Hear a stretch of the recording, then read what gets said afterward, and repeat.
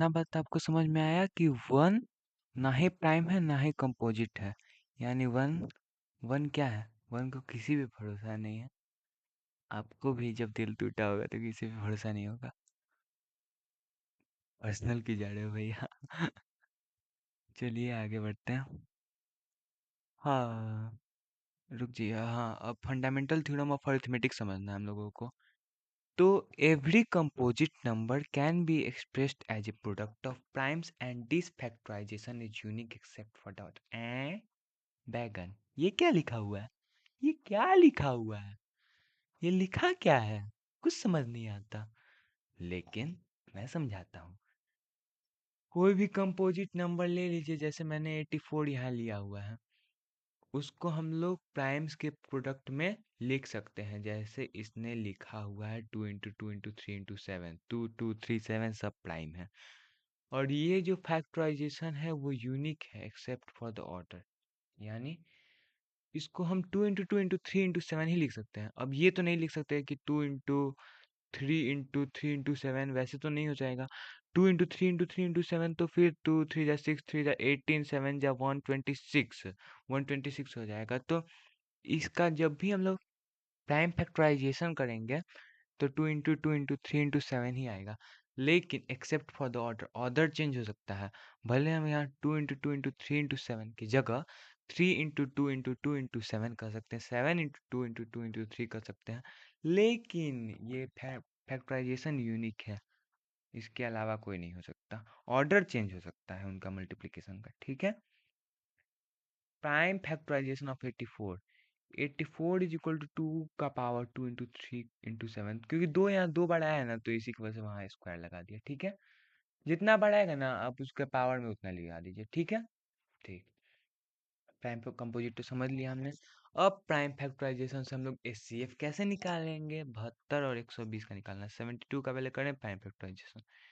72 का 72 2, तो यहाँ हो जाएगा 36, 2 यहाँ हो जाएगा 1818, 2 यहाँ हो जाएगा 9, 3, तो ये फाइनली भी हो गया 3। तो 72 क्या हो गया? 2 का पावर, और कितना आया? 3 बढ़ाया है ना 2 यहाँ, तो 2 का पावर 3 हम लोग यहाँ लगा देंगे, इंटू 3 का पावर 3 कितना बड़ा है? 2 बड़ा है, तो यहाँ 3 का पावर हम लोग 2 लगा देंगे। अब 120 का अगर प्राइम फैक्टराइजेशन करें 120 का, तो 120 आएगा 2, तो 60 हो गया 2। अगर ऐसे ही आपको करना है प्राइम फैक्टराइजेशन, मैं दिमाग में कर ले रहा हूँ, लेकिन आपको ऐसे ही करना है जब भी एग्जाम में आएगा। तो 260 हो गया, 230, 15, 3, हाँ 5, ओके। 2 2 जा 4, 2 जा 8, 3 जा 24, 5 जा 120। तो इसको हम लोग यहाँ लिख देंगे 2 का पावर 3 × 3 × 5, 2 का power 3 into 3 × 5। Okay okay okay, ठीक है। अब हम लोगों को देखना है एचसीएफ के लिए हम लोगों को क्या करना है। एचसीएफ के लिए हम लोगों को क्या करना है? एचसीएफ के लिए, तो एचसीएफ के लिए हम लोगों को देखना है कि यहाँ सबसे पहले कॉमन क्या क्या है। ये 72 का जो हमने प्राइम फैक्टराइजेशन निकाला है और 120 का जो हमने प्राइम फैक्टराइजेशन निकाला है, यहाँ कॉमन क्या क्या दिख रहा है? 2 और 3 कॉमन दिख रहा है, 5 तो नहीं है, 5 उसमें है लेकिन 72 में 5 कहीं नहीं दिख रहा है, तो 2 × 3 तो कॉमन दिख रहा है। अब इस कॉमन में, अब इनके पावर में क्या कॉमन है? इस कॉमन में इनके पावर में क्या कॉमन है? 3 है, तो ये तो 3 का पावर 1 और 5 का पावर 1 हो जाएगा, ठीक है। अब इनके पावर में क्या कॉमन है? तो दोनों में 2 का पावर 3 तो है, 2 का पावर 3 तो है, 2 का पावर 3 तो है, तो 2 का पावर 3 यहाँ लिख देंगे, इंटू 3, इंटू 3, 3 का पावर 2 यहाँ है लेकिन यहाँ एक ही पावर है, 2 यहाँ है लेकिन यहाँ एक ही पावर है। और जो स्मॉलेस्ट पावर है, जो स्मॉलेस्ट पावर है उसको हम लोगों को लिख देना है, 3 का पावर 1 लिख देंगे। तो 2 2 जा 4, 2 जा 8 इंटू 3 24, इसका फाइनल आंसर हो जाएगा 24। तो यहाँ हम लोग लिखेंगे इतने स्टेप्स के बाद therefore finally we find that the HCF of 72 and 120 is 24. We have done this step using prime factorization. अब प्राइम फैक्टराइजेशन से जो एलसीएम एचसीएफ तो निकाल लिया, एलसीएम कैसे निकलेगा? तो यहाँ पे भी हम लोगों को वो तो लिखना ही है। 72 इज इक्वल टू 2 2 का पावर कितना? 2 का पावर 3 था ना? हाँ, 2 का पावर 3 इंटू 2 दूनी की 4 दूनी 8 तेरह 24 तेरह 72। हाँ, 2 का पावर 3 इंटू 3 का पावर 2, 2 दूनी 4 दूनी 8 तेरह 24 तेरह 72। ठीक है। और 120 कितना था? 120 कितना था? 120 कितना था? 2 का पावर 3 तो था, 2 का पावर 3 तो था, 3 का पावर 1 या 3, तो 3 का पावर 1 लगा दीजिएगा तो ज़्यादा ठीक रहेगा आपके लिए, सुविधा के लिए। Into 5 to the power 1। आपको पहले प्राइम फैक्टराइजेशन तो करना है, जैसे मैंने 72 का पिछले बार करके दिखा दिया है। बहुत आसान चीज़ है, तो उतना हमको उतना तो आप 4 5 में ही पढ़े होगे। 4 5 में तो पढ़ते ही होगे, 4 5 में तो ये प्यार व्यार के चक्कर में नहीं पढ़े होगे भाई। हाँ, 72 और 120। अब एलसीएम लगाने के ये सब चीज़ भी आपने 4 5 में पढ़ लिया है। ये भी कोई आपके लिए नया चीज़ नहीं है। बहुत बच्चे का खेल है ये, बहुत आसान चैप्टर है। बस इसमें जो इरेशनैलिटी वाला हैगा ना, वो थोड़ा हार्ड रहेगा। तो एलसीएम क्या हो जाएगा? तो एलसीएम में आपको जितना भी है नंबर, 2 3 5 दिख रहा है नीचे, नीचे जो भी नंबर दिख रहा है 2 3 5, ये देखिए, मैं कह रहा हूँ ये ऊपर है 3, यहाँ पे जैसे ये दिख रहा है, ये सब ऊपर वाला है, ये पावर है। पावर नहीं, इसके नीचे जो ये नंबर दिख रहा है उसमें जितना भी दिख रहा है कुल मिलाकर 2 3 5 हमें दिख रहा है। यहाँ 2 दिखा, यहाँ 3 दिखा, 2 3 तो दोनों में कॉमन ही है, लेकिन 5 यहाँ पर 120 में है, तो उसको भी लिख देना। अब इसका हाईएस्ट जो पावर है, इसका हाईएस्ट जो पावर है, 2 का यहाँ हाईएस्ट पावर दोनों में क्या दिख रहा है? 3 दिख रहा है। 2 का पावर 3, 3 का दोनों में हाईएस्ट पावर क्या दिख रहा है? 2 दिख रहा है, 3 का पावर 2। और 5 का हाईएस्ट पावर दोनों में क्या दिख रहा है? 1 दिख रहा है। अब बस हम लोगों को एलसीएम निकाल देना है। अब बस हम लोगों को एलसीएम निकाल देना है। 2 दूनी की 4 दूनी 8 या 24 या 72 5 6 360। तो इसका फाइनल आंसर हो जाएगा 360। तो हम लोगों को लिखना है therefore by prime factorisation we can conclude that the LCM of 72 and 120 is 360। Okay okay. Relation between HCF and LCM बहुत बड़ा, बहुत बहुत बहुत अच्छा चीज है, बहुत अच्छा चीज है, समझिएगा।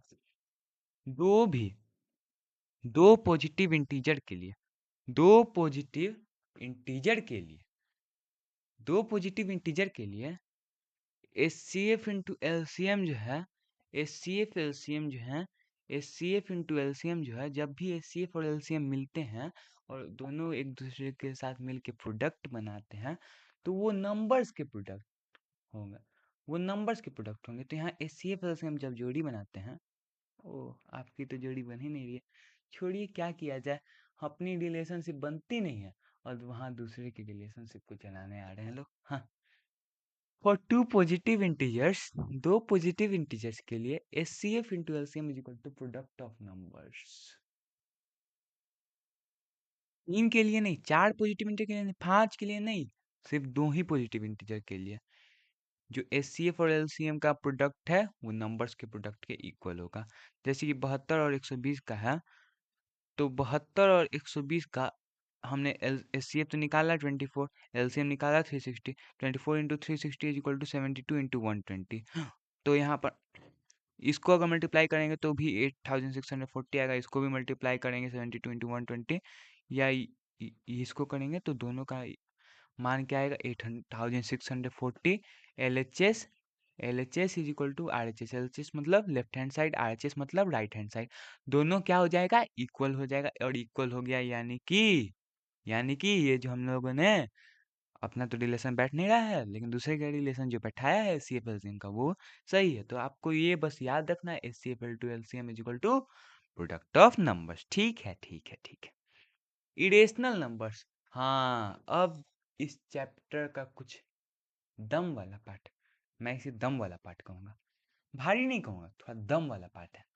इसमें आपको सुनना है, समझना है, कॉपी पे लिख रहे हैं ना, जैसे मैंने आपको बोला था, तो कॉपी पे लिखना है और आप आराम से सब कर लीजिएगा, सब कर लीजिएगा। इरेशनल नंबर होते क्या हैं, मैंने आपको पहले ही बता दिया है, जो कि पी बाई क्यू के फॉर्म में नहीं लिखे जा सकते हैं। पी बाई क्यू के फॉर्म में नहीं लिखे जा सकते। पी बाई क्यू के फॉर्म में जो लिखे जा सकते हैं उनको क्या कहा जाता है, रेशनल नंबर कहा जाता है। इनकी प्रॉपर्टीज क्या है, नॉन टर्मिनेटिंग है, नॉन रेकरिंग है। अगर इनका डेसिमल एक्सपेंशन करेंगे तो वो ना रुकेगा, यानी कि जैसे 2.5 ये यहाँ जाके 2.5 तक में ये रुक गया, लेकिन इनका होगा कि 2.5 के आगे चलते जाएगा, 2, 3, 3, 2, 1, 6, 7 एंड सो ऑन। तो ये ना रिपीट हो रहा है, ये ना रिपीट हो रहा है और ये ना रेकर हो रहा है। तो ऐसे डेसिमल एक्सपेंशन वाले को क्या कहा जाएगा, इरेशनल नंबर कहा जाएगा। इसका एग्जांपल हो गया √2, √5, पाई एटसेट्रा। अब इरेशनल नंबर तो हमने समझ लिया क्या है। अब इरेशनल नंबर से हम लोगों को कुछ रिलेटेड थ्योरम्स कुछ थ्योरम्स कुछ क्वेश्चंस करने हैं। अब हमें प्रूव करें। देखिए मैथ क्या है, मैथ में आपको सामने ट्रायंगल दिखता है लेकिन आपको प्रूव करना रहता है कि वो ट्रायंगल है। वैसे ही आपको सामने पता है कि √2 इरेशनल है, लेकिन आपको प्रूव करना होगा कि √2 इरेशनल है। और इसे प्रूव करने के लिए आपको कॉन्ट्रडिक्शन यूज करना होगा। कॉन्ट्रडिक्शन मतलब हम लोगों को मानना पड़ेगा कि √2 इरेशनल है। हमें पता है √2 इरेशनल है, लेकिन हमें प्रूव करना है कि √2 इरेशनल है। और हम लोगों को √2 इरेशनल प्रूव करने के लिए √2 को रेशनल मानना पड़ेगा, रेशनल मानना पड़ेगा। Okay okay. Euclid's lemma, Euclid's division lemma, important theorem है, बहुत इंपॉर्टेंट थ्योरम है, बहुत इंपॉर्टेंट थ्योरम है। इसको जब तक आप नहीं समझिएगा ना, इरेशनलिटी वाला पार्ट आप नहीं समझ सकते। तो इसमें कहता क्या है, if p divides a square then p divide a। अगर p एक प्राइम नंबर है, मान लीजिए 2 है, 3 है, 5 है, 7 है, 11 है, 13 है, 17 है, 19 है, 23 है, 29 है, 29 है, तो ये सब जो प्राइम नंबर है, अगर ये किसी नंबर के स्क्वायर को डिवाइड कर रहे हैं तो वो उस नंबर को भी डिवाइड करेंगे। अगर वो किसी नंबर के स्क्वायर को डिवाइड करें तो वो उस नंबर को भी डिवाइड करेंगे। जैसे मान लेते हैं 2, यहाँ पे 2 हमने p माना, 2 प्राइम है, सबको पता है, 2 हमने p माना। अब ये किसी नंबर का स्क्वायर, मान लीजिए 6 का स्क्वायर 36 को डिवाइड कर रहा है, 36/2 तो 18 बार में 18 टाइम्स में 36 को डिवाइड कर रहा है। तो अब ये √36 यानी कि 6 को भी डिवाइड करेगा। 2 will divide 6 also, 2 will divide 6 also, ठीक है। 2 36 को डिवाइड कर रहा है तो 2 √36 को भी डिवाइड करेगा, या 2 6 का स्क्वायर को डिवाइड कर रहा है तो 2 6 को भी डिवाइड करेगा। तो हम लोग को इसको प्रूफ कैसे करना है, p डिवाइड से स्क्वायर दिया हुआ है, यानी कि p divides a into a। By Euclid's lemma, if a number divides the product of two integers, अगर कोई नंबर दो इंटीजर्स के प्रोडक्ट को डिवाइड कर सकता है, then it divides at least one of them। अगर दो इंटीजर्स के प्रोडक्ट को डिवाइड करा तो ये इनमें से कम किसी एक को तो डिवाइड करेगा। जैसे कि 2 मान लीजिए, 2 मान लीजिए 6 को डिवाइड करा है, और 6 किसका किसका प्रोडक्ट है, 2 और 3 का प्रोडक्ट है, 2 और 3 का प्रोडक्ट है, सब कोई जान रहा है। तो ये 2 और 3 में किसी एक को तो डिवाइड करेगा, तो 2 को डिवाइड भी करता है एक बार में, ठीक है, 2 को एक बार में डिवाइड भी करता है। और यहाँ तो हम लोगों को दिख रहा है ए और ए इक्वल ही है, ए और ए इक्वल ही है, तो पी ए को डिवाइड कर सकता है। और इसी को से हमने प्रूव कर लिया कि अगर पी ए स्क्वायर को डिवाइड करेगा तो पी ए को भी डिवाइड करेगा। अगर पी क्या है, पी एक प्राइम नंबर है तो, ठीक है, ठीक है, ठीक है, ठीक है। हाँ, और एक चीज याद रखिएगा, जो प्राइम नंबर है याद कीजिए, लिख ही लीजिए, आप अपने कॉपी के ऊपर लिखिए, आप अपने कॉपी के ऊपर लिखिए। ठीक है, बोलूं? SCF of two prime numbers is equal to 1 and LCM of two prime numbers is equal to the product of those, no, S LCM of those two prime numbers is equal to the product of these primes. यानी कि जो दो prime numbers का अगर कभी भी आप HCF निकालिएगा तो वो 1 ही आएगा, और दो प्राइम नंबर्स का कहीं भी आप एलसीएम निकालिएगा तो वो उन दोनों का प्रोडक्ट ही आएगा। Proof that root two is irrational. अब क्वेश्चन मेन आ गया है, इसमें आपको समझना है, ठीक है, इसमें आपको समझना है, मैं समझने को बोल रहा हूँ तो आपको समझना है, ठीक है। आपको कॉन्ट्रडिक्शन से प्रूफ करना है, जैसे मैंने आपको पहले भी बोला है। तो आपको रूट टू को रेशनल मानना है, इतना तो समझ आ रहा है ना। रूट टू को इरेशनल प्रूफ करने के लिए रूट टू को रेशनल मानना है। Then root two is equal to P by q, तब root two P by q हो जाएगा, जहाँ पी और क्यू को प्राइम है। हमने बोला था शुरुआती में, मैंने बोला है कि रेशनल नंबर में जो न्यूमरेटर और डिनोमिनेटर हैं, जो पी और क्यू हैं, वो को प्राइम से, यानी कि को प्राइम का मतलब इन दोनों का बोलिए, इन दोनों का वन के अलावा कोई और कॉमन फैक्टर नहीं है। बोलते ही नहीं है आप लोग। अब root two is equal to P by Q, ये तो हम लोगों को दिख रहा है। Root two is equal to P by Q, ये तो हम लोगों को दिख रहा है। अब हम लोगों को क्या करना है, दोनों साइड स्क्वायर कर देना है। तो two is equal to P square by Q square. अब पी स्क्वायर तो उधर ही है, इधर पी स्क्वायर को इधर लाना है, पी स्क्वायर को इस साइड लाना है, टू को इस साइड लाना है। तो p square is equal to two q square हो गया। इसी को वजह से, क्योंकि यहाँ पे देखिए p square is equal to two q square, और इसके इसके फैक्टर में टू है, इसके फैक्टर में टू है, पी स्क्वायर के फैक्टर में टू है, तो ये इवन है। और जब पी स्क्वायर इवन है तो पी भी इवन है। क्यों क्यों क्यों क्यों?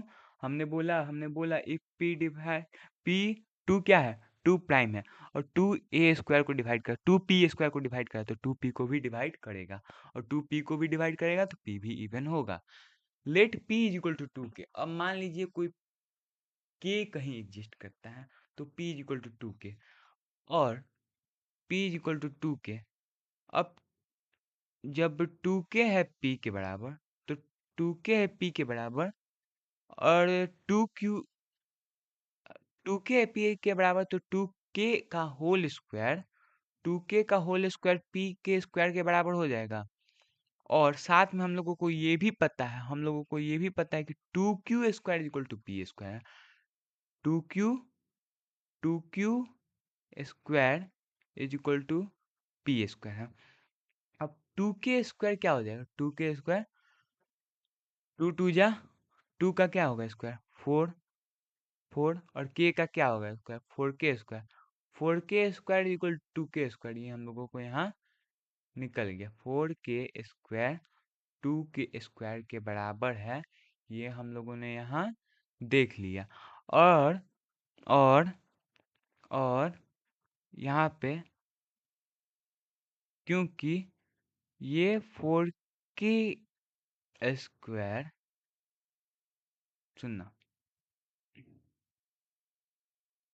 सुनना, सॉरी, ये टू क्यू है ना, हाँ टू क्यू है। तो यहाँ पे जब हम लोग इस टू को इधर ले जाएंगे तो ये टू दो बार में फोर को काटेगा, तो two k square equal to q square हो जाएगा।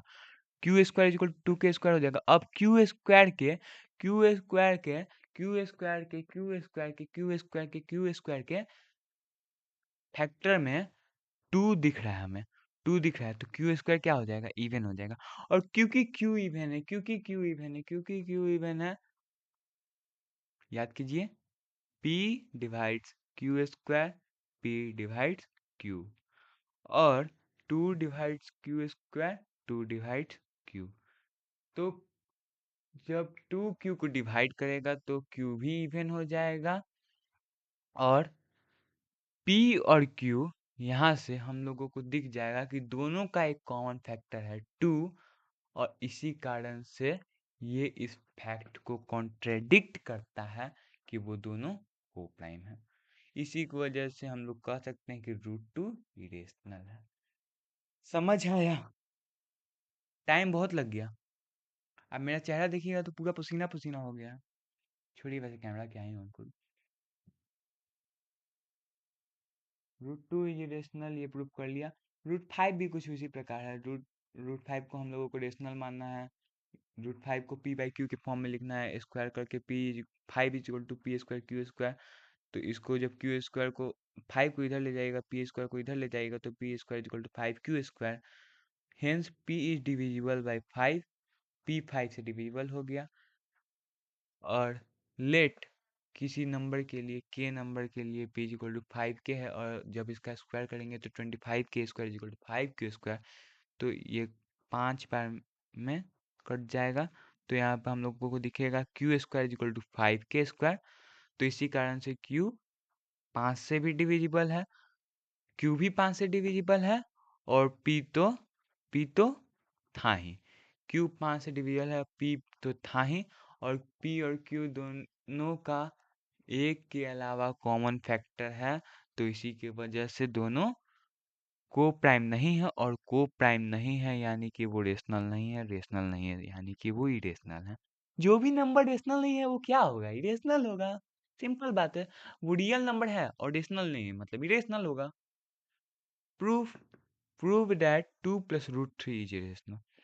अब ये प्रूफ करना है कि 2 प्लस √3 इरेशनल है, 2 प्लस √3 इरेशनल है। तो मान लीजिए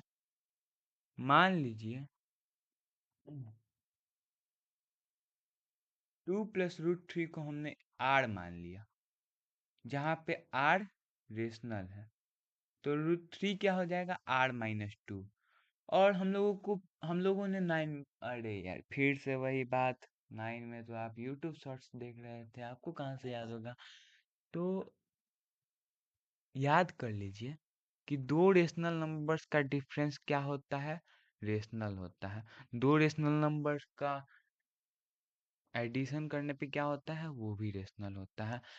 तो इसी कारण से ये r रेशनल है, 2 रेशनल है। r-2 ये भी रेशनल होना चाहिए इसके हिसाब से। तो √3 रेशनल होना चाहिए ना, √3 रेशनल होना चाहिए ना, लेकिन √3 तो इरेशनल है। तो यहाँ कॉन्ट्रडिक्शन आ गया। This contradiction arises by assuming that 2 plus √3 is rational, therefore 2 plus √3 is irrational। irrational समझ गया? 2 plus √3 irrational हो जाएगा। अब उसी तरीके से जैसे 2 प्लस √3 को हमने इरेशनल प्रूव किया, तो एज्यूम कर लेना है यहाँ पे 5 माइनस √2 इज रेशनल। अब 5 माइनस √2 रेशनल हो गया, तो √2 हो जाएगा 5 माइनस रेशनल।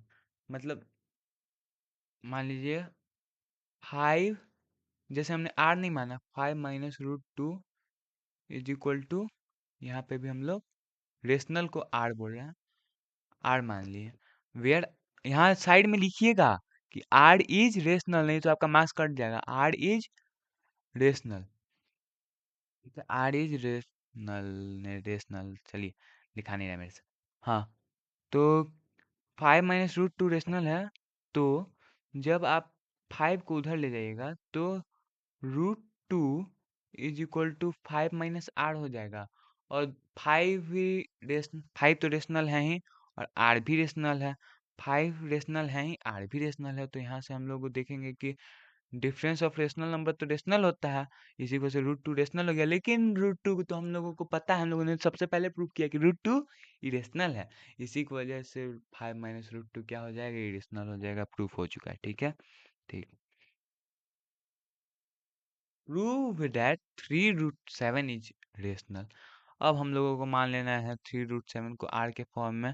अब जब 3 को उधर ले जाएगा तो √7 इज इक्वल टू r/3। अब ये भी याद रखिएगा कि जब हम लोग दो रेशनल्स को डिवाइड करते हैं तो उनका क्वेशेंट भी क्या होगा? उनका क्वेशेंट भी रेशनल होगा। इसी की वजह से √7 यहाँ पे रेशनल हो जाएगा, और ये √7 तो हम लोगों को पता है, √7 भी रेशनल है। जो भी देखिए, सबसे पहले मेरा बात ये भी कॉपी के ऊपर नोट कीजिए कि कि √7 नहीं, रुक जाइए, जो भी नंबर परफेक्ट स्क्वायर नहीं है, जैसे 2, 3, 5, 6, 7, 8, ये जितने भी परफेक्ट स्क्वायर नहीं है, उनका अगर हम लोग स्क्वायर रूट कर रहे हैं, उनका हम लोग अगर स्क्वायर रूट कर रहे हैं, तो वो क्या होगा? वो क्या होगा? वो इरेशनल होगा। इसी की वजह से रूट 7 हम लोगों को पता चल गया कि वो इरेशनल है, लेकिन यहाँ तो हम लोगों को रूट 7 रेशनल निकल गया भाई। रूट 7 तो गद्दार निकला, आपके दोस्त जैसे। हाँ, तो रूट 7 रेशनल निकल गया, तो इसी की वजह से यहाँ कॉन्ट्रडिक्शन हो गया, और ये कॉन्ट्रडिक्शन कहाँ से अराइज हुआ है? This contradiction arises by assuming that 3 root 7 is rational, therefore 3 root 7 is actually irrational. Okay, okay, okay, okay, okay. हाँ, अब हम लोगों को प्रूव करना है कि रूट 3 रूट 7 तो क्या, रूट 2 प्लस रूट 5 इरेशनल है। तो रूट 2 प्लस रूट 5 को भी हम लोग आर के फॉर्म में मान लेंगे। इस रूट 5 नहीं तो रूट 2 में किसी एक को उधर ले लीजिएगा। Root 5 is equal to r minus root 2। अब दोनों स्क्वायर कर देना है, तो 5 is equal to r square. देखिए स्क्वायर कर देना है, दोनों साइड स्क्वायर कर देना है, तो रूट 5 का तो स्क्वायर 5 हो जाएगा, रूट 5 का तो स्क्वायर 5 हो जाएगा, is equal to r r minus root 2 r minus root 2 का होल स्क्वायर, और आर माइनस रूट 2 का होल स्क्वायर। समझिएगा, ए माइनस बी का होल स्क्वायर वाला फॉर्मूला याद है? ए माइनस बी का whole square is equal to a square plus b square minus 2ab। याद है ना? भूल तो नहीं गए? भूल गए तो चप्पल मारूंगा। याद है? ठीक है, a square plus b square minus 2ab, तो r square plus b square root 2 का स्क्वायर क्या हो जाएगा? 2 हो जाएगा, माइनस 2ab माइनस 2 इंटू ए, यहाँ क्या है? आर है, इंटू रूट 2, तो -2r√2, तो 5 is equal to r square plus 2 minus 2r√2। हाँ, इतना बात समझ आ रहा है ना? अब इस 2 को इधर लीजिएगा, तो 5 माइनस 2 हो जाएगा 3, और आर स्क्वायर को भी इधर ले लीजिएगा, 3 माइनस आर स्क्वायर क्या हो जाएगा? -2r√2। तो यहाँ से हम लोगों को दिखेगा root two is equal to 3 minus r square, तो 3 - r² था, इधर -2r था, 3 - r² था, इधर -2r था, -2r था। तो इधर हम लोग इस माइनस को हटा दें, ये माइनस थोड़ा ठीक नहीं लग रहा हमको, और ठीक है, तो माइनस को हटा दें, तो इधर जब हम लोग माइनस को हटाएंगे 2r, ऊपर भी हम लोगों को हटाना पड़ेगा, तो ये हो जाएगा r² -3, r² -3, आर आर हम लोगों को पता है, आर हम लोगों को देखिए, आर हम लोगों को पता है क्या है? आर रेशनल है, आर रेशनल, 2 रेशनल है, तो 2, ये तो 2r जब रेशनल का प्रोडक्ट हुआ तो रेशनल हो जाएगा। फिर r इंटू आर मतलब r मल्टीप्लाई बाय आर, तो तभी ना r² होगा। तो मल्टीप्लीकेशन ऑफ रेशनल से रेशनल, तो यहाँ r² भी रेशनल हो गया, और 3 तो हम लोगों को रेशनल पता ही है, और इन दोनों का सब्ट्रैक्शन भी रेशनल हो जाएगा। तो ये राइट साइड तो हम लोगों को पूरी तरीके से रेशनल दिख रहा है, तो यहाँ से रूट 2 रेशनल बन जाएगा कि नहीं बन जाएगा? बन जाएगा ना। और जब ये रूट 2 हम लोगों को रेशनल बन जाएगा, तो हम लोगों को तो याद आएगा कि रूट 2 तो इरेशनल था, रूट 2 तो इरेशनल था, और ये हम लोगों को कॉन्ट्रडिक्ट कर रहा है फैक्ट कि रूट 2 इरेशनल था, और ये कॉन्ट्रडिक्शन कहाँ से राइज हो रहा है? This contradiction arises by assuming root 2 plus root 5 as rational, therefore root 2 plus root 5 is irrational। इतना बात फिर समझ में आ गया है? हाँ, अब देखिए, this is the most important question. देखिए, इसमें हम बता रहे हैं आपके लिए सबसे ज़्यादा इम्पोर्टेंट कौन कौन सा क्वेश्चन है? सबसे पहले तो ये √2, नहीं तो √3, नहीं तो √5, नहीं तो √7, कोई भी आ सकता है, हाँ, वो इम्पोर्टेंट है। अगर आप 2 प्लस √3 वाला को सीख जाएंगे ना तो 5 माइनस √2 ऐसा भी बन जाएगा, इसको भी आप प्रूव कर सकते हैं। हाँ, 3√7 तो इसमें कुछ है ही नहीं, मल्टीप्लीकेशन ऑफ क्या कर देना है, quiescent of rational number is rational, तो वहाँ से ये भी हो जाएगा प्रूफ। हाँ, ये भी मोस्ट इम्पॉर्टेंट है। ओके, और एक ये भी मोस्ट इम्पॉर्टेंट है, ठीक है। हम्म। हाँ, अब इस क्वेश्चन को दो तरीके से आ सकता है। एक तो ये है, prove that reciprocal of √2 is irrational, reciprocal of √2 ये पूछ सकता है। नहीं तो पूछ सकता है, prove that 1/√2 is irrational. Reciprocal क्या होता है? उस जो नंबर दिया है उसको, मतलब जो उसमें न्यूमरेटर है उसको डिनोमिनेटर कर दो, और जो डिनोमिनेटर है न्यूमरेटर कर दो।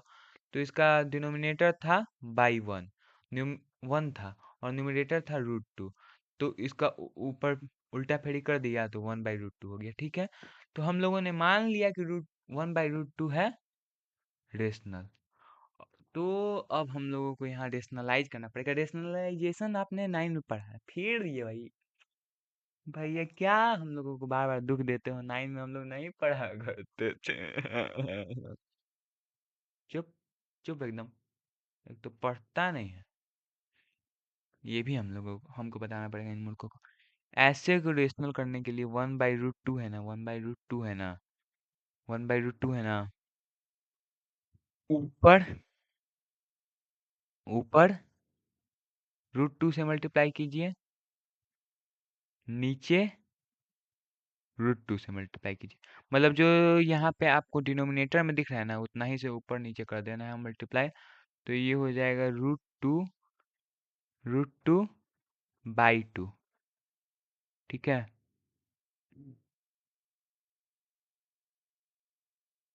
सॉरी सॉरी, गलती हो गया। देखो अब दोनों साइड आपको √2 से मल्टीप्लाई करना है।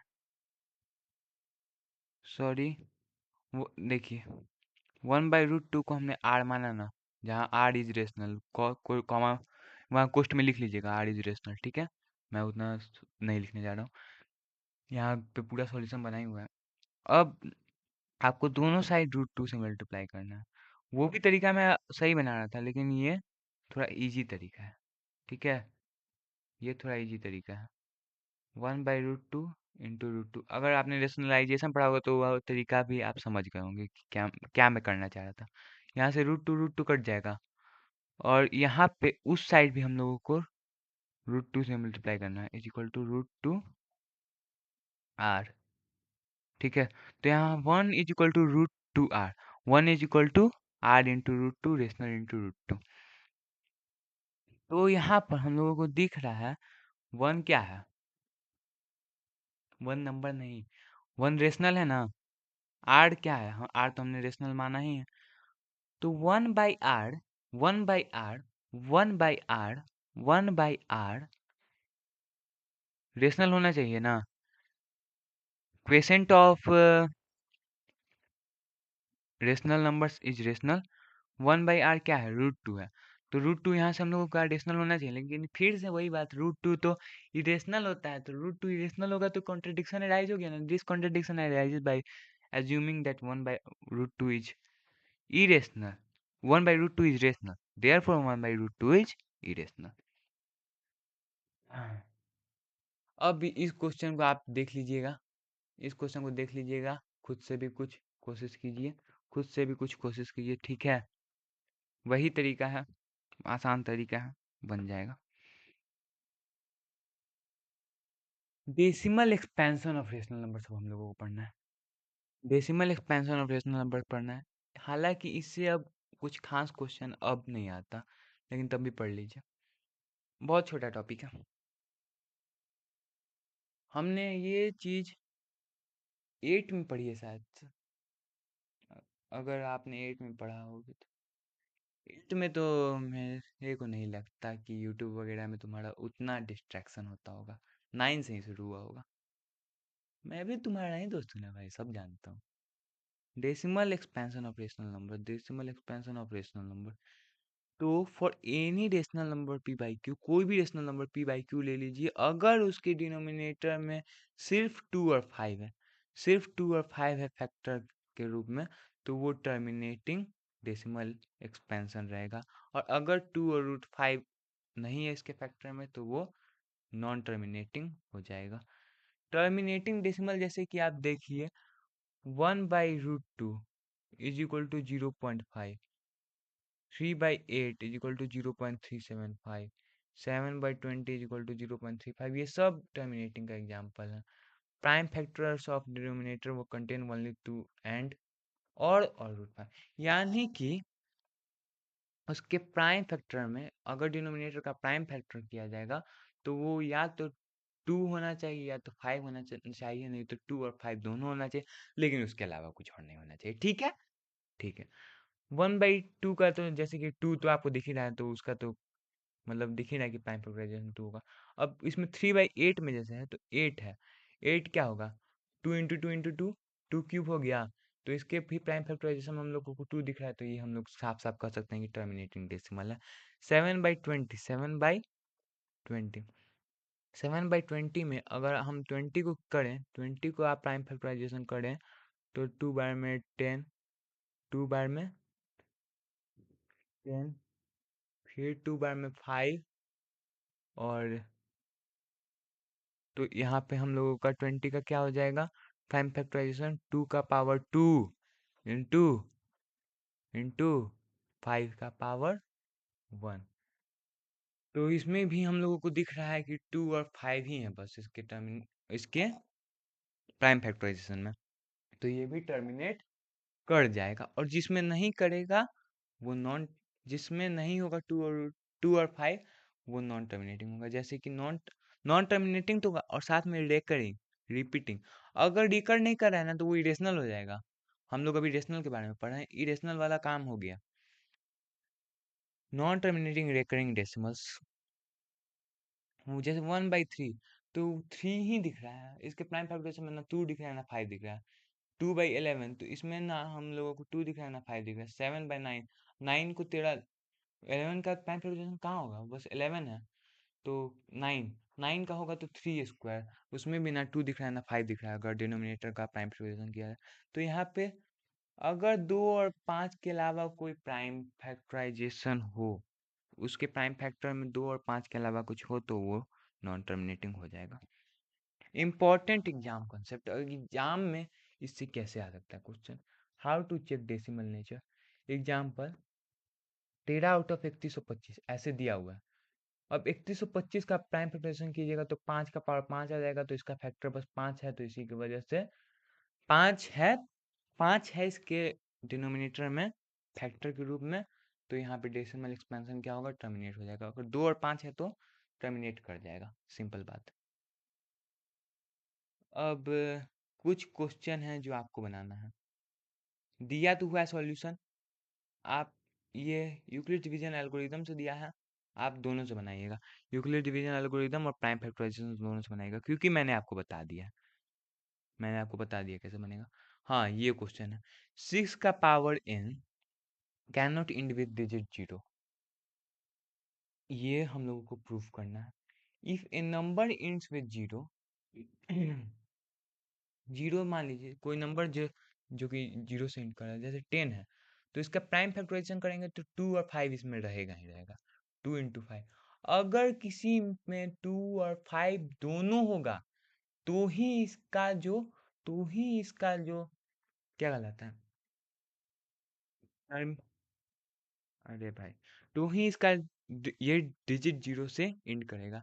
तो 6 का पावर n का अगर प्राइम फैक्टराइजेशन किया जाए, तो 2 × 3 का पावर n हो जाएगा। इसमें फैक्टर 2 है, लेकिन 5 कहीं नहीं दिख रहा है। इसी वजह से, क्योंकि 5 नहीं दिख रहा है, तो 6 का power n cannot end with 0, यानी कि 2 और 5 दोनों होना चाहिए। इसमें 2 और 5 दोनों होना चाहिए अगर डिजिट 0 से इंड करना है तो। ठीक है। हम्म, हाँ, ये क्वेश्चन है, is 7 × 11 plus into 13 plus 13 composite. Question question आसान है। आपको देख के लग रहा होगा कितना भारी क्वेश्चन है, लेकिन क्वेश्चन आसान है। आप इसको या तो सॉल्व करके भी कर सकते हैं, 7 गुना 11 गुना 13, इधर सॉल्व कीजिए उधर 13 कीजिए, और उसके बाद अब उसका प्राइम फैक्टराइजेशन करके देखिए, अगर हो जाए तो कंपोजिट हो जाएगा। और दूसरा तरीका ये है 13 इधर, देखिए इसका, इसमें एक इधर टर्म है 7 × 11 × 13, 7 × 11 × 13, और इधर 13 बेचारा अलग है, बेचारा जुदा है, बेचारा एलोन है, ठीक है। अब इन दोनों में 7 × 11 × 13 और 13, इनमें आपको क्या कॉमन दिख रहा है? 13 कॉमन दिख रहा है, दोनों में 13 है। देखिए यहाँ पे भी 13 इसके एक फैक्टर है, और यहाँ पे भी 13 13 = 13 × 1, तो यहाँ पे आपको 13 दिख रहा है। तो 13 आपने कॉमन लिया, 13 आपने कॉमन लिया। आप ये क्वेश्चन आसानी से भी बना लीजिएगा कि 7 × 11 × 13 + 13 सॉल्व करके, लेकिन ऐसे आपको कॉमन फैक्टर लेना है। अब ये क्योंकि मल्टीप्लाई हो रहा है, तो 13 तो यहाँ से अब हट जाएगा। 13 यहाँ से क्या होगा? 13 यहाँ से कट जाएगा, क्योंकि 13 यहाँ पे आपने कॉमन ले लिया, तो यहाँ 7 × 11 बचा, और यहाँ पे 13 × 1 था, तो यहाँ पे भी 13 हट जाएगा, तो यहाँ पे 1 बच जाएगा। तो ये 7 × 11 हो गया 77 + 1, तो इसका क्या हो गया 13 × 78 में हम लोगों ने सॉल्व कर लिया। अब अब क्या है इसका, हम लोगों को 1 तो एक कॉमन फैक्टर ये है ही, 13 तो इसका एक कॉमन फैक्टर हम लोगों को दिख के गया, और एक इसका कॉमन फैक्टर हम लोगों को 78 दिख रहा है। तो 3 कॉमन फैक्टर तो इसका ऑटोमेटिकली दिख गया। 3 कॉमन फैक्टर तो इसका ऑटोमेटिकली दिख गया। 2 से ज़्यादा कॉमन फैक्टर हो तो क्या हो जाएगा? कंपोजिट हो जाएगा। तो इसका 3 कॉमन फैक्टर हम लोगों को दिख गया है, इसी की वजह से हम लोग कह देंगे कि ये कंपोजिट है। अब कुछ competency based question, HOTS level question कुछ करना है, चलिए देख लिया जाए। हाँ, कॉम्पिटेंसी बेस्ड क्वेश्चन है स्कूल स्पोर्ट्स प्रॉब्लम से रिलेटेड, लेकिन उसके पहले एक छोटा सा ट्रिक है, आसान सा ट्रिक है। अगर आपका बहुत जगह दिक्कत होगा कि एलसीएम कहाँ निकालना है, इनवर्ड प्रॉब्लम्स में बहुत दिक्कत होगा, और एचसीएफ कहाँ निकालना है, ठीक है। हाँ, तो एलसीएम कहाँ निकालना और एचसीएफ कहाँ निकालना है, इसमें आपको दिक्कत होगा, बार बार मैं बोल रहा हूँ दिक्कत होगा। तो यहाँ आप सिंपल सा चीज रखिए दिमाग में, जहां पे भी जहां पे भी जहां पे भी आपको ये जो 2 नंबर दिए गए हैं, या जहां पे भी दिए जाएंगे, उनसे बड़ा निकालना है, उनसे बड़ा आंसर निकालना है, बड़ा आंसर निकालना है। ये तो आप प्रिडिक्ट कर सकते हैं कि किसका आंसर बड़ा होगा, किसका आंसर छोटा होगा। मैं भी बताऊंगा, अभी 2-3 क्वेश्चन है ना, तो उसमें बताऊंगा कि कैसे होगा। तो वहाँ आप एलसीएम निकालिएगा, और अगर छोटा आंसर निकालना है, उससे छोटा आंसर निकालना है, तो वहाँ आप एचसीएफ निकालिएगा, ठीक है। बड़ा के लिए एलसीएम, छोटा के लिए एचसीएफ। बड़ा के लिए एलसीएम, छोटा के लिए एचसीएफ। अब इस क्वेश्चन को, वर्ड प्रॉब्लम्स को पढ़ने के लिए सबसे बढ़िया ट्रिक बताऊं मैं, असर्शन रीजन के लिए बताऊंगा, वर्ड प्रॉब्लम्स के लिए है। सबसे पहले देख, इस क्वेश्चन को तोड़िए, जितने पार्ट में टूट सके, जितने पार्ट में टूट सके उतने पार्ट में तोड़ दीजिए। अब ये नहीं करना है कि उसके मुक्का मार मार के क्वेश्चन पेपर ही भा दीजिएगा एग्जाम में। आपको करना क्या है, देखिए, a school has 96 boys and 72 girls, इसको अलग तोड़ लीजिए। इसके बाद तोड़िए, they need to form equal groups with maximum students in each group, ठीक है, इतना तोड़ लीजिए। मैंने तोड़ने को बोला क्यों? कितने बच्चे होते हैं ना कि उतना बड़ा क्वेश्चन देख के ही डर जाएंगे, उतना बड़ा क्वेश्चन देख के ही डर जाएंगे। तो इस क्वेश्चन में कह रहा है 96 बॉय हैं, 72 गर्ल्स हैं। उन दोनों को इक्वल ग्रुप्स को फॉर्म करना है जिसमें ज़्यादा से ज़्यादा स्टूडेंट्स प्रत्येक ग्रुप में हो। अब हम लोग को निकालना दो गो चीज़ है, मैक्सिमम स्टूडेंट्स पर group, number of boys and girls in H group. Okay, number of boys and group girls in each group. अब हम लोगों को सबसे पहले देखना है इससे हमको बड़ा आंसर निकालना है या छोटा आंसर निकालना है। हम लोगों को सबसे पहले निकालना क्या है कि ग्रुप कितने हैं, ग्रुप कितने हैं। तो ग्रुप देखिए 96 बॉय हैं, 72 गर्ल्स हैं। अब कितना भी होगा, अगर मान लीजिए इनको सेपरेटली ही रखा जाए तो 96 बॉय 72 गर्ल्स, दोनों सब बॉय गर्ल्स सेपरेट रखा जाए तो 168 रूम्स मुश्किल से हो जाएंगे। तो बॉय और गर्ल्स के जो बॉय और गर्ल्स के नंबर है मिला के सम है, उससे तो कम ही रहेगा। और जब छोटा आंसर चाहिए तो हम लोग एचसीएफ निकाल नहीं देंगे, हम लोग एचसीएफ निकाल नहीं देंगे। 96 और 72 का एचसीएफ निकाल देंगे जो कि आ जाएगा 24। 24 तो हम लोगों का एक आंसर आ गया है कि मैक्सिमम ग्रुप्स क्या होते हैं, कहाँ कितने हैं उसमें 24 है, मैक्सिमम ग्रुप्स हैं 24। अब बॉयज इन ईच ग्रुप, प्रत्येक ग्रुप में बॉयज कितने हैं, तो जितने कुल बॉयज हैं, total number of boys by total groups, उसको डिवाइड कर देंगे तो 4 आ गया और वही हो गया बॉयज इन एज ग्रुप। और girls in age group, total number of girls by total number of groups, तो ये हो जाएगा 3। तो गर्ल्स इन एज ग्रुप भी हम लोगों ने निकाल लिया। ओके, ठीक, ठीक। हम्म, ठीक। चलिए आगे बढ़ा जाए। अब एक क्वेश्चन आता है टाइल अरेंजमेंट प्रॉब्लम से। ठीक है, ठीक है। तो टाइल अरेंजमेंट प्रॉब्लम में भी हम लोग वही देखेंगे कि हम लोग को छोटा आंसर चाहिए या बड़ा आंसर चाहिए। पहले क्वेश्चन पढ़िए, इसमें अधिकतर आपको एचसीएफ ही निकालना होगा। ये रेक्टेंगुलर हॉल है जिसका मेजरमेंट क्या है 12 मीटर इंटू 18 मीटर, यानी कि उसका लेंथ कितना है, लेंथ कितना है 18 मीटर है, लेंथ है 18 और ब्रेथ है 12 मीटर। मीटर मीटर लिखना मत भूलिएगा, नहीं तो यहाँ पे भी आपका मार्क्स कट सकता है। मीटर, ठीक है। Square tiles of same size are used, यानी कि एक ही साइज का स्क्वायर टाइल्स को यूज किया जाता है, ठीक है, ठीक है।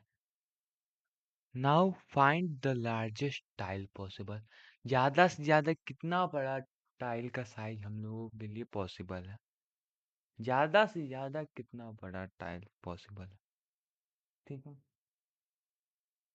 तो एक बात सोचिए, उसका जो हॉल का मेजर है, अब टाइल ये तो नहीं होगा कि उससे बहुत बड़ा होगा और टाइल तो उसमें तो 10 हॉल आ जाएंगे, ऐसे तो नहीं होगा।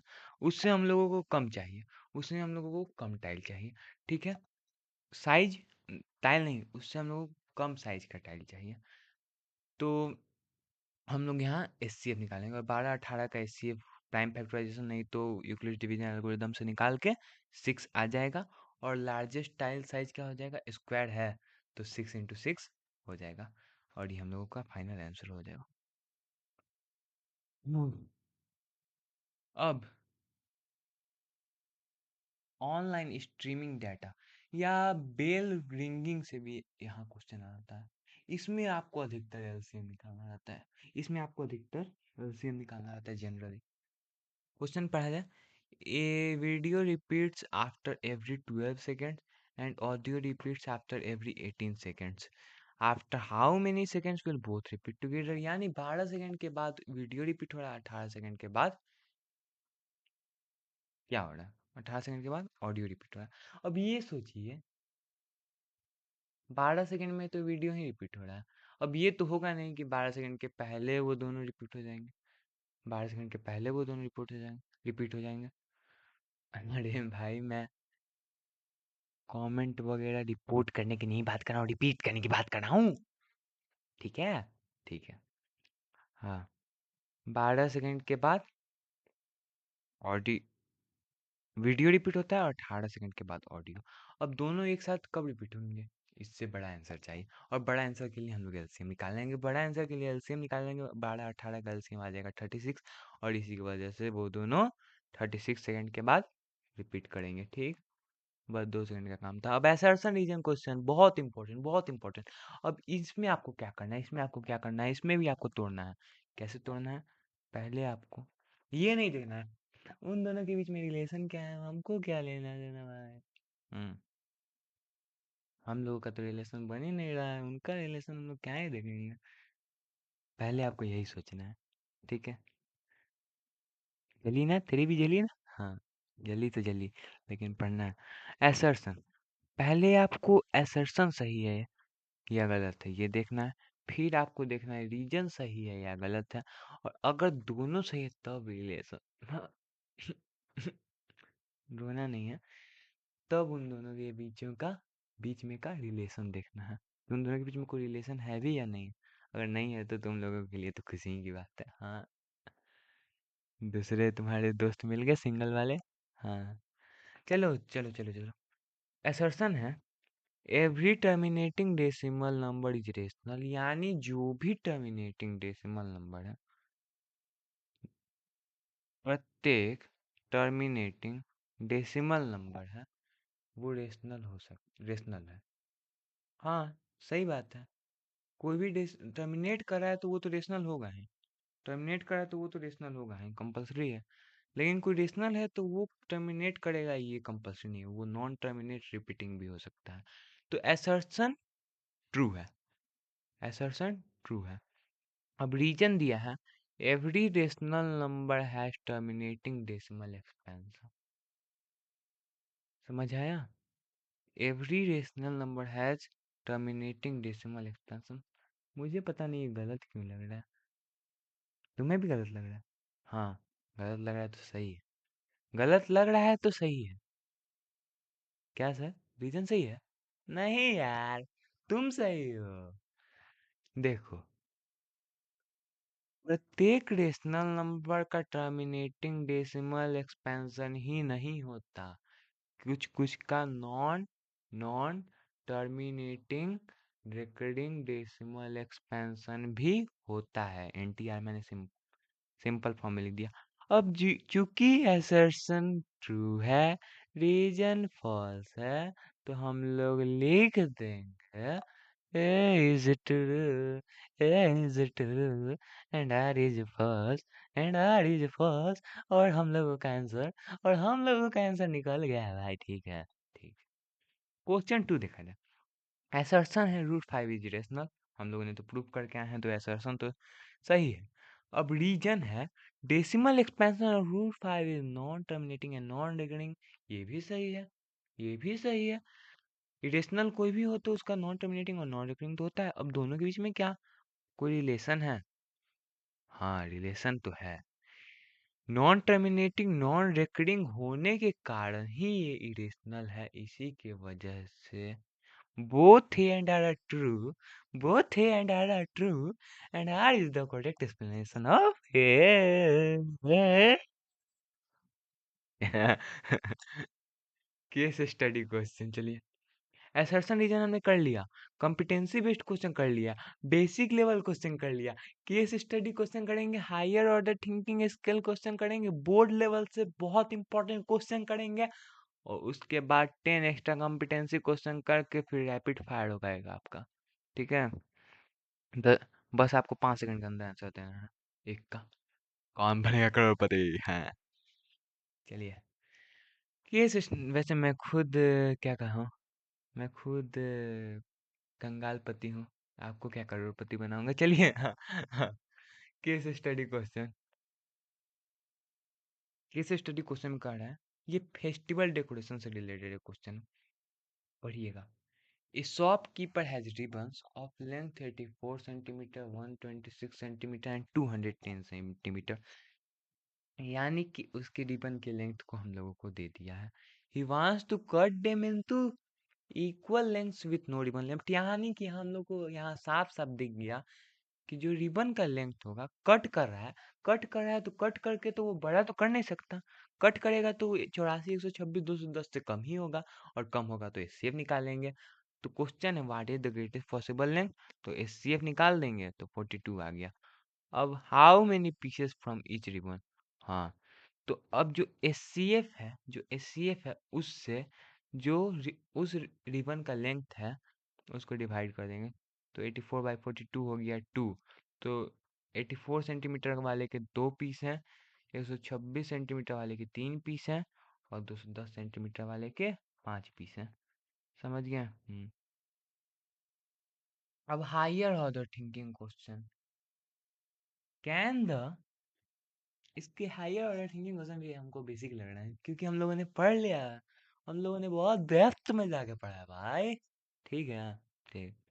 Can the decimal expansion of a rational number be non terminating and recurring? हाँ, हो सकता है। या तो टर्मिनेटिंग होगा, नहीं तो नॉन टर्मिनेटिंग रिपीटिंग होगा। और नॉन टर्मिनेटिंग नॉन रिकरिंग, जी नहीं, बिल्कुल नहीं हो सकता। ऐसे रेशनल नंबर नहीं होते, ऐसे इरेशनल नंबर होते हैं। मुझे पता है, मुझे तो भैया ने पढ़ाया है। हाँ। हम्म। अब कुछ बोर्ड लेवल से एक्स्ट्रा क्वेश्चन है, इनको आप प्रैक्टिस कीजिएगा। भी भी आई, वेरी वेरी इम्पोर्टेंट। और इनमें से, इन तीनों में से कोई एक एग्जाम में आए। मैं कह रहा हूँ इन तीनों में से किसी को एक को एग्जाम में डाला जाएगा, देख लीजिएगा। और पहले वाले का थोड़ा सॉल्यूशन का हिंट दिया हुआ है, तो ये देख लीजिएगा, ठीक। अब extra competency question, 10 extra competency question दिए हुए हैं। A shopkeeper packs 48 chocolates, 72 candies equally in packets. Find maximum packets. Okay, okay. ज़्यादा से ज़्यादा कितने पैकेट हो सकते हैं? ज़्यादा से ज़्यादा जो पैकेट होंगे वो चॉकलेट और कैंडी से तो कम ही ना होंगे। अब ये तो होगा नहीं कि उनका जादू से चॉकलेट कैंडी बढ़ा देगा, पैकेट भी बढ़ जाएगा, ऐसे तो नहीं होगा ना। तो उनसे तो कम ही होंगे, तो इसी वजह से हम लोग एचसीएफ निकालेंगे और मैक्सिमम पैकेट्स हो जाएंगे 24। Two bell ring after 24 and 30 minute, मैंने बोला था ऐसे क्वेश्चन में एलसीएम निकालना है। ये भी आप कर लीजिएगा, 120 मीटर हो जाएगा। कैन रूट 49 भी इरेशनल? क्या रूट 49 इरेशनल हो सकता है? नहीं, रूट 49 नहीं हो सकता। रूट 49 परफेक्ट स्क्वायर है। हाँ, मैंने बोला था जो भी परफेक्ट स्क्वायर है उसका रूट अगर हम लोग कहेंगे तो वो उसका स्क्वायर रूट रेशनल होगा, और जो परफेक्ट स्क्वायर नहीं है उसका इरेशनल होगा। Determine decimal nature of 21/125, 125 is equal to 5 cube, और 125 इज इक्वल टू 5 क्यूब बोल ही रहा है। तो अगर 5 इसके प्राइम फैक्टराइजेशन में आ गया मतलब ये टर्मिनेटिंग है। Find the HCF of 405 and 252, ये तो कर लीजिएगा आप। दोनों तरीके से मैंने बता दिया है। अब नहीं कीजिएगा तो सब क्वेश्चन आपको करना है एक बार। बस क्वेश्चन उतारिए, सॉल्यूशन मत देखिए, अपने से कीजिए, ठीक। क्वेश्चन 6, स्क्वायर पार्क है side 84 metre, smallest square tiles are used, find tile if exactly find tile side if exactly 14 tiles fit along one side, ठीक है। आपको दिया हुआ है कि स्क्वायर पार्क 84 मीटर का है, एक साइड उसका 84 मीटर का। टाइल का वो साइड कितना होगा? अगर 14 टाइल फिट हो रहे हैं तो उसको आराम से आप बस डिवाइड कर दीजिए, 84/14 = 6। कुछ इतना खास नहीं था। अब रूट 2√5 इरेशनल क्यों है? वैसे हमने कर लिया है। Product of non zero rational and irrational number हमेशा इरेशनल होता है, ठीक है। एलसीएम निकालना है, निकाल लीजिएगा। क्या जीरो रेशनल है? हाँ, जीरो रेशनल है। जीरो का आप 0/1 के फॉर्म में लिख सकते हैं, और p/q के फॉर्म में लिखा गया है। p और q को प्राइम्स है, p और q दोनों इंटीजर हैं। q is not equal to zero, q is equal to 1। Okay, तो यहाँ पे जीरो रेशनल है। Can a rational number have non terminating decimal expansion? Yes, it can have non-terminating decimal expansion, but it is recurring. It is repeating. अगर recurring repeating नहीं होगा तो वो irrational होगा। ओके, अब कॉमन मिस्टेक्स कहाँ होते हैं स्टूडेंट्स के द्वारा, जो आपके द्वारा नहीं होंगे क्योंकि आपने मेरा लेक्चर देखा है। कंफ्यूजिंग एचसीएफ विथ एलसीएम मैंने ट्री कितना अच्छा बता दिया है कि नहीं होगा। राइटिंग रॉन्ग प्राइम फैक्टराइजेशन नहीं होगा। फॉरगेटिंग रिपीटेड प्राइम फैक्टर्स नहीं होगा। Assuming all non terminating decimals are irrational non नहीं होगा। मैंने भी इसको भी बहुत बार बोला है, बहुत बार बोला है, चीख चीख के बोला, चिल्ला चिल्ला के बोला है कि नॉन टर्मिनेटिंग रिकरिंग होगा तो वो रेशनल होगा, नॉन रिकरिंग नॉन रिपीटिंग होगा तो वो इरेशनल होगा। Incorrect use of Euclid's algorithm, इसको आपको प्रैक्टिस करना होगा, ठीक है। इम्पॉर्टेंट बोर्ड एग्जाम थी, बोर्ड एग्जाम में टिप में आपको क्या क्या करना है। Always write theorem statements completely. Theorem statement लिखिएगा क्वेश्चन में, ठीक है, ब्रैकेट में लिख दीजिएगा साइड में। Mention steps clearly with Euclid's algorithm, जब आप यूक्लिड्स एल्गोरिथम कर रहे हैं a equal to b q plus r को लेके, तो स्टेप्स को क्लियरली मेंशन भी कीजिएगा। So prime factorization properly, prime factorization को सही दिखाया जाएगा। मैथमेटिकल स्टेटमेंट जो है वो अब ये मत कीजिएगा कि एक जगह सटा के पूरा घिचट पिचट काट काट के, वैसे नहीं। आपका कॉपी थोड़ी ना है भाई, आप लिख, मतलब आप ही का कॉपी है एग्जाम में, लेकिन आपका पैसा, आप कहीं पैसा भी लगाया हो, लेकिन क्या कहा है, हाँ अब पैसा लगाया तो पैसा सुधारना तो होगा ना। तो कॉपी पे जितना फैला के लिखना है ना, उतना फैला के लिखिए। जितना आप मैथ में फैला के लिखिएगा ना, उतना टीचर मतलब इम्प्रेस होगा। आप ऐसे किसी को इम्प्रेस कर नहीं पाते। Sorry sorry. हाँ, तो टीचर इम्प्रेस होगा, ठीक है। और साथ में आखिरी में वैसे लिखिएगा कि the H C F is this according to prime factorization, और ऐसे करके। और कॉन्ट्रडिक्शन वाला जो है ना, √2 √5, ये सब में पक्का लिखिएगा आखिरी में खूब सारा वर्ड, खूब सारा वर्ड। एनसीईआरटी में भी दिया हुआ है, मैंने भी आपको बताया है, कितना बार बोला है मैंने। Verify answers when ever possible, अगर आंसर को आप वेरीफाई कर सकते हैं तो वेरीफाई कीजिएगा, जैसे कि हम लोग यूक्लिड डिवीजन एल्गोरिदम में कर सकते हैं। अब कंप्लीट रिवीजन के लिए एक है कि यूक्लिड्स डिवीजन लेमा हमने पढ़ा है, equal to b q plus r. Euclid's division algorithm पढ़ा हमने कि एस सी एफ निकाल सकते हैं उससे। फंडामेंटल थ्योरम ऑफ अरिथमेटिक पढ़ा, जिससे यूनिक प्राइम फैक्टराइजेशन होता है कोई भी कंपोजिट नंबर का। H C F into L C M product of numbers के बराबर होता है। Irrational numbers non terminating non recurring होते हैं। रेशनल नंबर्स टर्मिनेटिंग हो सकते हैं, नॉन टर्मिनेटिंग भी हो सकते हैं, लेकिन नॉन टर्मिनेटिंग में रेकरिंग या रिपीटिंग होना चाहिए। अब रैपिड फायर क्विज, जल्दी जल्दी जल्दी, आप बताइए पहला का क्वेश्चन का आंसर, आपको मिलता है 5 सेकेंड। 1 2 3 4 5, times up. क्या √9 रेशनल है? √9 रेशनल है, हाँ है। √9 परफेक्ट स्क्वायर है। 9 परफेक्ट स्क्वायर है। 9 perfect square, sorry, 9 perfect square है, तो √9 3 है, √3 रेशनल होता है, तो यस। अब दूसरे के लिए आपको मिलता है 10 सेकेंड। 1 2 3 4 5 6 7 8 9 10। एचसीएफ ऑफ 18 एंड 24, 18 का प्राइम फैक्टराइजेशन कीजिएगा तो 2 इंटू 3 आएगा। 24 का कीजिएगा तो 2 इंटू 3 आएगा, और इन दोनों का एचसीएफ जो होगा वो होगा 6। ओके, 2 क्वेश्चन हम लोगों ने कर लिए। अब तीसरे क्वेश्चन के लिए मिलता है आपको 10 सेकेंड। 1 2 3 4 5 6 7 8 9 10। खत्म हो गया आपका टाइम। 7/8 जो है, तो 8 इसको वैसे उतना जल्दी हो नहीं पाता आपसे, मुझे भी पता था। 7/8 जो है, इसको प्राइम फैक्टराइज, इसका डेसिमल एक्सपेंशन के लिए आपको 8 से 7 को डिवाइड करना होगा। 8 से 7 को डिवाइड करना होगा। 8 8 जा 6, 0 पॉइंट लगाना पड़ेगा, तो 70 हो जाएगा। 8 8 जा 64, तो यहाँ 6 हो गया, 6 हो गया, 0 हो गया।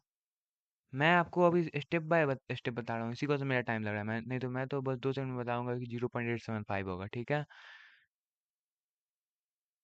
यहाँ पे 56 हो जाएगा, ये हो जाएगा 4, और 4 के बाद यहाँ पे 0 जुड़ेगा, तो 8 5 जा 40, तो इसका आंसर हो जाएगा 0.875। अब आपका क्वेश्चन है, इज √5 रेशनल? आपको मिलता है बस 2 सेकंड। √5 क्या रेशनल है? 1 2 3। हाँ, क्या सॉरी, इज पाई रेशनल? क्या पाई रेशनल है? पाई रेशनल है, मैंने आपको पहले ही बताया था। LCM of 4 and 6, LCM of 4 and 6, LCM of 4 and 6, 4 और 6 का कितना एलसीएम होगा? मिलता है आपको 10 सेकंड। 1 2 3 4, सॉरी 1 2 3 4 5 6 7 8 9 10।